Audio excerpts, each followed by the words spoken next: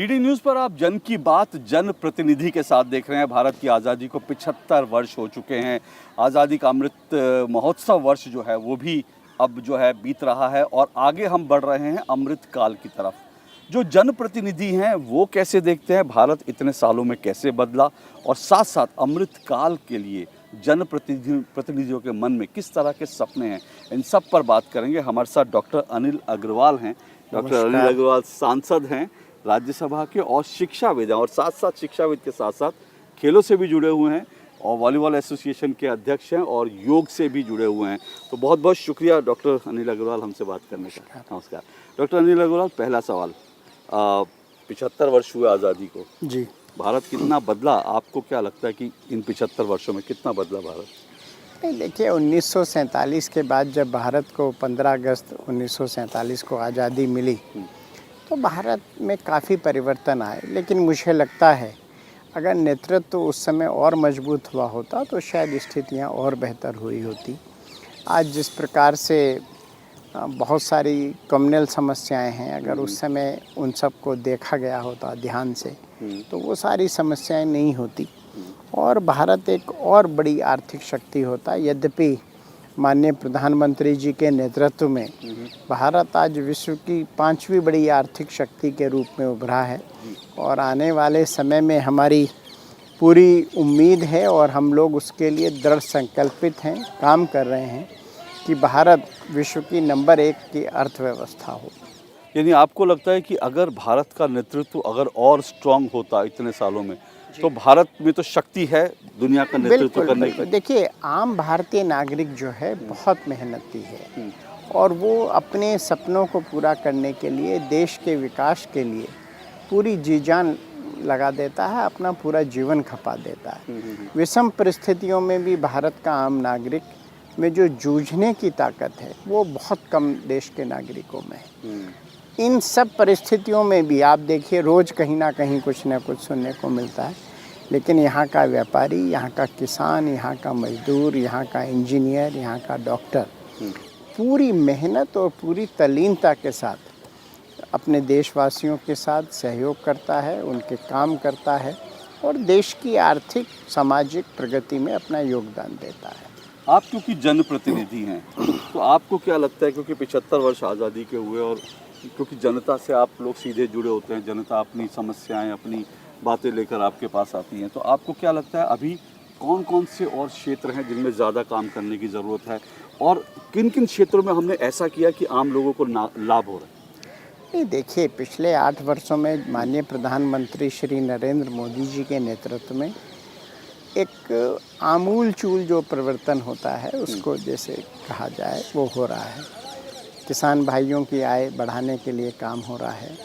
आज देश में सस्ती दवाइयाँ दी जा रही हैं, यूरिया कोटिंग हुई है ताकि किसानों को यूरिया की दिक्कत ना हो सके, काला बाजारी से उनको राहत मिल सके। किसान भाइयों को किसान सम्मान निधि दी गई है। स्वच्छ भारत अभियान एक बहुत बड़ा इस देश के लिए वरदान हो रहा है। इस प्रकार की बहुत सारी चीज़ें, गरीब गांव की माताओं बहनों को गैस सिलेंडर दिए जा रहे हैं, इज़्ज़त घर शौचालय दिए जा रहे हैं, प्रधानमंत्री आवास के तहत मकान दिए जा रहे हैं। जो गांव में गरीब लोग पक्के मकान की छत के लिए जीवन भर तरसते थे, आज उनको सरकार ने पक्के मकान दे दिए। अब उनकी आकांक्षाएं बढ़ रही हैं, अब वो उनका गोल बदल गया है और वो भारत के विकास में और तेज़ी से काम कर रहे हैं। क्योंकि आपकी जब एक बेसिक चिंताएं दूर हो जाती हैं तो आप फिर और मेहनत के साथ और अपने जब गोल आप बड़े कर लेते हैं उसी हिसाब से आप काम करते हैं।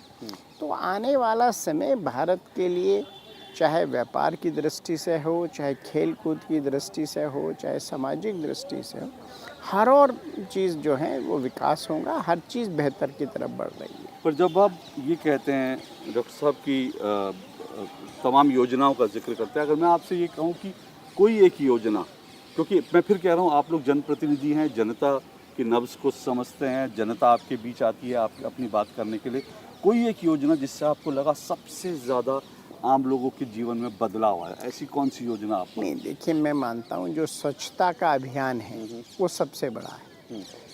हिंदुस्तान में उस वक्त किसी ने सोचा ही नहीं था और ये एक बहुत बेसिक आवश्यकता थी।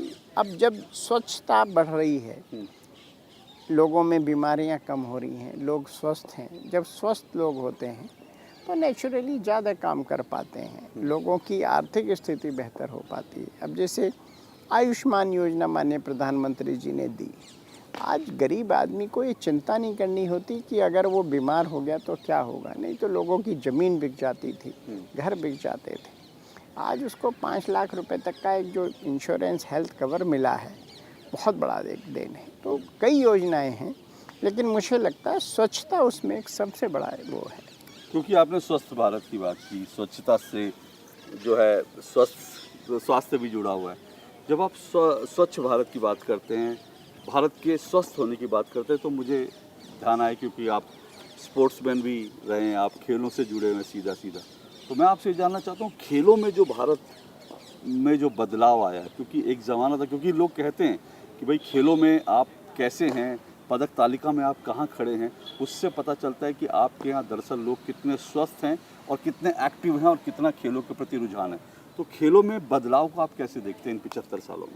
ये देखिए, पहले क्या था, जो खिलाड़ियों को जो अपने भविष्य की बड़ी चिंता रहती थी। कई बार आपने भी सुना होगा, मैं भी जब था सुनता था कि साहब ओलंपिक खिलाड़ी है, उसके नाम पे खेल गांव में सड़क है, लेकिन वो उसी सड़क पे जो उसके नाम की सड़क है, वहाँ कुछ छोले भटूरे की दुकान लगा के या कोई और छोटा मोटा काम करके अपना जीवन काट रहा है। तो ये सब चीज़ें जो थी बड़ी दुखद थी। तो खिलाड़ी को ये लगता था भाई खेल तो जो है वो है, लेकिन मुझे अपनी कैसे जीवन यापन करना है उसके ऊपर भी उसका फोकस रहता था। माननीय प्रधानमंत्री जी जब नरेंद्र मोदी जी आए, उन्होंने एक बहुत बड़ी स्कीम लाई, खेलो इंडिया। खेलो इंडिया में बाल्यकाल से बच्चों को ट्रेन किया जा रहा है, और आप देखिएगा उनके इस पीरियड में ऑल टाइम हाई आज तक मेडल्स आ रहे हैं। लेकिन आने वाला जो पीरियड होगा वो और बेहतर होगा, क्योंकि उसमें जो ग्रूमिंग है वो बेसिक लेवल से होगी। अभी भी मेडल्स अच्छे आए हैं। दूसरा क्या है, लेवल पर यस जैसे स्पोर्ट्स यूनिवर्सिटी हमारे यहाँ, मैं उत्तर प्रदेश से आता हूँ, माननीय प्रधानमंत्री जी ने मेरठ में स्पोर्ट्स यूनिवर्सिटी की शुरुआत कराई है। उस पर बहुत तेज़ी से काम चल रहा है, और खिलाड़ियों को इतना अब सुविधाएं मिलने लगी कि उनको ये नहीं सोचना पड़ता है कि मेरा जीवन कैसे आगे वो होगा।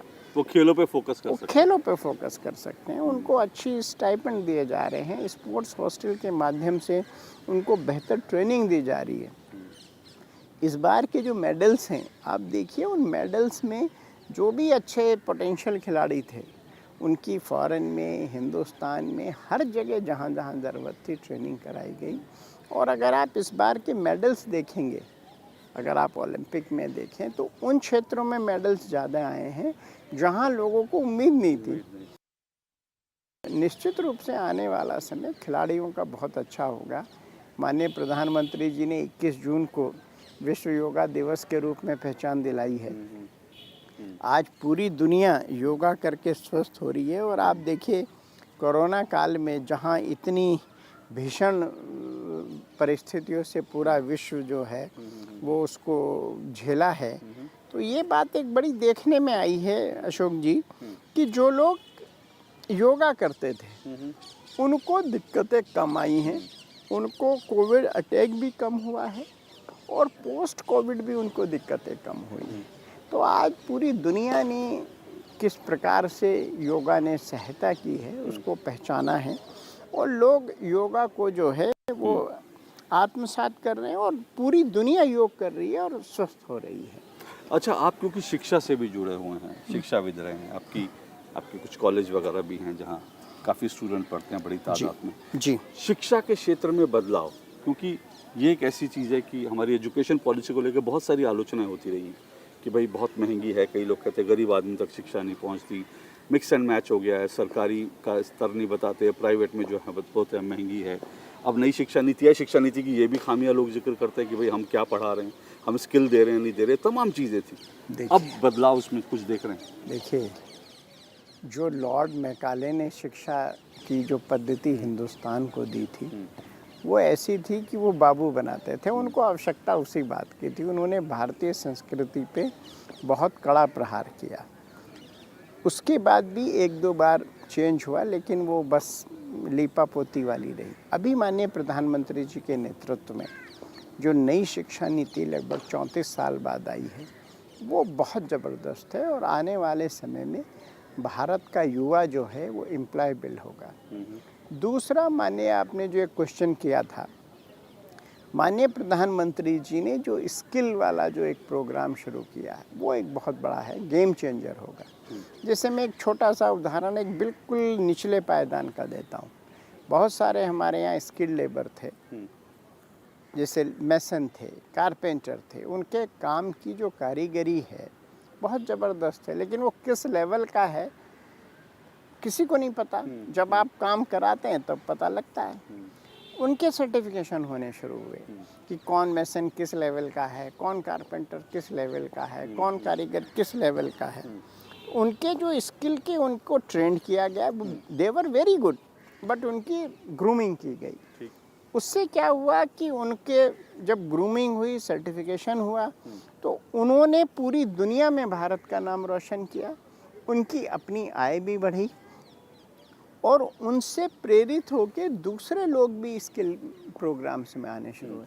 मैं आपको बता दूं अशोक जी, स्किल के प्रोग्राम्स लगभग निःशुल्क हैं, बल्कि बच्चों को वहाँ रहने खाने की सुविधा भी दी जा रही है। तो ये जो स्किल वाला प्रोग्राम, पूरा मंत्रालय बनाया गया है उसके लिए, जो इतनी बड़ी चीज़ थी उसको पहले किसी ने सोचा ही नहीं गया। आज भारत की जो आबादी है, इसको अगर हम एसेट के रूप में कन्वर्ट कर लें तो ये दुनिया के लिए एक बहुत बड़ा वरदान होगा। और अगर हम इस बढ़ती आबादी को, अपने 130-135 करोड़ भारतीयों को हम काम नहीं दे पाए, उनकी एनर्जी चैनलाइज नहीं कर पाए, पॉजिटिव कामों में नहीं लगा पाए, तो ये अभिशाप भी हो सकती है। तो माननीय मोदी जी ने जो एक काम शुरू किया है, ये बहुत बड़ा है और उसके बहुत अच्छे परिणाम आने वाले समय में मिलेंगे। तो अब अमृतकाल, अगले 25 साल क्या देखते हैं, किस तरफ दिशा में अब भारत आगे बढ़ता दिखता है आपको? नहीं, निश्चित रूप से देखिए, उस तरफ हम लोगों ने चलना शुरू कर दिया। अभी अगर आप देखेंगे, भारत के जो एक्सपोर्ट्स थे ऑल टाइम हाई, जीएसटी जिसकी कल्पना लोग पहले 1 लाख करोड़ के आसपास करते थे, लगभग 1.5 लाख करोड़ शुरू हो गया है। आज पूरे विश्व में भारत का डंका बज रहा है। हमारे प्रधानमंत्री ने जो नेतृत्व दिया है उसको पूरा विश्व सराह रहा है, और उनके नेतृत्व की वजह से आज आप विदेश घूमने जाइए, जो लोग पहले भी जाते थे और अब भी जाते हैं, अब भारतीय पासपोर्ट की वैल्यू बढ़ गई है। ये सारी की सारी चीज़ें हैं। हम जो हमारे युवा पीढ़ी हैं उनको स्टार्टअप के माध्यम से बहुत उनको सपोर्ट कर रहे हैं, मुद्रा योजना से उनको लोन दिला रहे हैं। आज भारत का युवा नौकरी मांगना नहीं चाहता, वो नौकरी देने वाला बनना चाहता है। ये जो माननीय मोदी जी ने देश के युवाओं में एक जो जोश भरा है, उनको अपने वैल्यूज़ दिखाई हैं कि आप क्या क्या कर सकते हैं, ये एक बहुत बड़ा काम हुआ है। और निश्चित रूप से जब देश का युवा अपनी शक्ति पहचान के काम करना शुरू करता है तो इसका बड़ा सुखद परिणाम होता है, और ये देश की आर्थिक सामाजिक प्रगति में बहुत सहायक होगा। और निश्चित रूप से जो अमृतकाल है, इसमें बिजनेस अपॉर्चुनिटीज़ बढ़ेंगी, हिंदुस्तान में काम करने वाले लोगों की आय बढ़ेगी, किसान की आय बढ़ेगी, गरीब की आय बढ़ेगी, मजदूर की आय बढ़ेगी, दलित की आय बढ़ेगी। तो ये पूरा ओवरऑल सिस्टम जो है वो रिचार्ज होने जा रहा है। एक आखिरी सवाल, तो फिर ये जो अमृतकाल जिसकी हम बात कर रहे हैं, अगले 25 साल, एक सबसे बड़ी चुनौती और सबसे बड़ा अवसर भारत के सामने क्या है? नहीं, देखिए, मैंने फिर जैसे अभी भी कहा, हमारी बढ़ती आबादी एक बड़ी चुनौती भी है, लेकिन अगर हम इसको चैनलाइज कर लें, अगर हम इस एनर्जी को सकारात्मक तरीके से इस्तेमाल कर लें, हमारे युवाओं को अच्छा एक काम करने के लिए प्रेरित कर लें, जो कि माननीय प्रधानमंत्री जी बखूबी कर रहे हैं, तो निश्चित रूप से ये एक बहुत बड़ा वरदान होगी। आज हिंदुस्तान पूरे देश में, पूरी दुनिया में, देश में गलती से कह रहा हूँ, पूरी दुनिया में सबसे युवा देश है। तो ये निश्चित रूप से युवा भारत जो है वो बहुत अच्छा कर सकता है। तो युवा भारत बहुत अच्छा कर सकता है, डॉक्टर अनिल अग्रवाल कह रहे हैं। राज्यसभा के सांसद हैं, शिक्षाविद हैं और साथ साथ खेलों के प्रति भी इनका एक रुझान है और योग और खेल को लेकर भी लगातार सक्रिय रहते हैं। तो डॉक्टर अनिल अग्रवाल का मानना है कि भारत के सामने अवसर बहुत है और अगले 25 सालों में भारत में सबकी आय भी बढ़ेगी और भारत तेज़ी से दुनिया में आगे बढ़ेगा। बहुत बहुत शुक्रिया doctor Anil Agarwal, DD news से बात करने के लिए बहुत बहुत शुक्रिया। नमस्कार।